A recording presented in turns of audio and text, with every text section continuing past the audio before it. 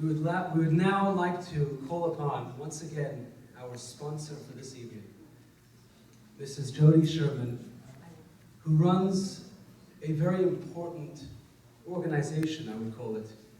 It's called AAA TLC Healthcare, TLC, Tender Love and Care, and that's what they do. Jody is one of the most generous, loving, and caring people that I have personally ever met. And her generosity expands through so many circles and in so many avenues. Chabad is one of those places that Jody has been generous with her time and with her resources, and we thank you, and we are extremely grateful. So, without further ado, please give your undivided attention to Mrs. Jody Sherman. Thank you, Rabbi Ari. I'm going to talk about some good things. Number one, a lot of people are under the impression, end of life, pull the plug for a G-tube, a feeding tube. Sometimes people's vocal cords and swallowing mechanisms get paralyzed. Or some people are going to have surgery and their body is not strong enough for it, so doctors will elect to give them a feeding tube to build them up. That's not end of life, and it's not a big deal. Our company handles that with patients. I have patients who are comatose, who have come out of it after 9 months being comatose. And one woman woke up, she told me, she wrote a book, she lectured, she drove a car, and she goes around the country lecturing.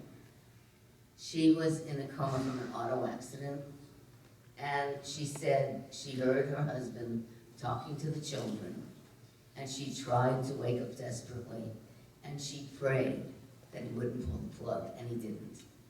And she's a viable person. I have another man who's 2 years in a coma. 2 years. He fell off a building at USC, and he hit his head. And they had to tape his eyes shut because they dry up. Couldn't close them. And he woke up. Now, he needed intensive physical therapy because his muscles were, of course, not working. And he wanted to go home. He had it at home. One thing that it left him with, he had a mind, he had all of that. His shut-off valves, when he first came to, were not working properly. So if he wanted 1 candy bar, he wanted 20. If he saw a nurse and he wanted to pinch her rear end, he did it. As much as he tried to stop him. It's not, I have people who are ALS patients with Gehrig's disease. They can't move a muscle. They can't talk. Their usual lifespan is from 1 to 3 years. I have someone we've been caring for over 16 years. He's had it for 30 years. He's written a book called One Blink at a Time. He has a wife, and she cares for him 8 hours. We care for him 16 hours a day. He has a feeding tube. He's on a vent and a trach, and he goes around. He goes to the runs, the walks, the ALS walks. He goes to lunch. He can't eat, of course, but he goes with us. He socializes. He has a website. He has a site, and he wrote this book with his wife. Now, he's stubborn, and he wouldn't go on a thing called the Dynabox. Dynabox is a thing where they can't move a muscle, but they have a little Hoyer lift, and they can do it with their eyes, they can do it with fingers, and it has words programmed, and he can say things. He doesn't want that. He wants the blinking system, where you take the alphabet and you divide it into 4, and 1 blink means, maybe 5 blinks mean E, or it might be another letter and all, and you have to figure out what he means. The nurses know what he wants. His wife knows what he wants without the blinking system. But, that's what happens. What we do when a person like that goes into the hospital, if they have a Dynabox, usually, we've had one patient where she liked to curse. She was funny. So She was from New York, and every time I would come there, she would say, she couldn't talk, but the machine did. Call the police, she's killing me, she's killing me. That's what was go on. So she went into the hospital one time, and she pulled that on them. Well, of course, they threw the machine out. Call me up, and they said, can't have the machine. So she's helpless, she has no one to talk to. So we brought our nurses in, and they stayed with her, and we paid for it, because the insurance company wouldn't. So we gave it to her free, just to keep her happy. And we do this with our patients, if those are the things that happen. We have some patients that are critical, and once the patient with long-term care or major medical, the hospital, the insurance company won't pay if they're hospitalized. But we feel for them, so we care for our patients. And we've had all kinds. You mentioned something about the gangrene that's set in the toe. My husband had that in his toe, and what they found, he was 92. He was critically ill. He was in the hospital. I mean, he had 2 fractured hips. They did surgery, and then he had some repercussions. And he was in the hospital, and here he had the gangrene coming up the toe. And they were talking about amputation. So Dr. Rubens decided, at Cedars, let's try, would you want to try, let's see if that is arteries. You know, let's see where the blockage is. So they found 2 arteries that were blocked. And they decided to open it. They all came to me and they said, are you sure you want to do this? Are you sure you want to do this? You know, making me feel guilty, and my husband guilty for wanting it. But he wanted it, so we did it. They called in a pediatric anesthesiologist, because he also had a heart condition.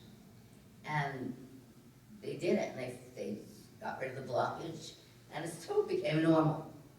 It took time, but it can be normal. My mother, on the other hand, had a stroke, and she was a diabetic. And she had gangrene from one of the diabetic sores on her leg, and they had to amputate. And my sister and I and brother were pondering, and this was years ago, before I was in the business, pondering, should we or shouldn't we, should we or shouldn't. We decided to do it. We did it. My mother was very vain. So what we did, well, what I did, I had moved her into my home, and I kept her in long dresses, and I never let her know that her leg was amputated. Fortunately, it was the side of the stroke, so she didn't feel it. And we had 2 caregivers who transferred her from the bed to the wheelchair. And for 3 years, we took her to the park. She fed the birds. She did what she wanted. She smiled. She watched television. And that was it, you know. She said her Jewish prayers. She and the Filipino caregivers saying all the prayers every morning, every night. It was lovely. But that's what I did. My father had Parkinson's. I had everything. Parkinson's, mental problems. My mother, when my father died, she became 18 because 18 is a high. She changed her birth date from the 19th to the 18th. She didn't want to know from death. And I grew up that way. I was scared to death. And now here I am in the business of keeping people alive, getting them well, or keeping them comfortable until they die. We do hospice. We hold hands. And as far as the situation where when you came in, then your father died after that, very common. I mean, it's not the father, but I mean, we have patients who wait for their relatives to come. You know they're dying, and as soon as they come, they may be in another country, they may be out of town, as soon as they come and they see them, as soon as they leave, they go to sleep. That's it. So I've seen all of that, and I'm here to help you, and I can just tell you, medicine isn't so bad, things aren't so bad. Don't think of it as, oh, I've got to end my life. I like the Jewish religion. I want him to take me. And I think it can be without pain. It can. So that's all I have to say. If you want to ask questions, you can.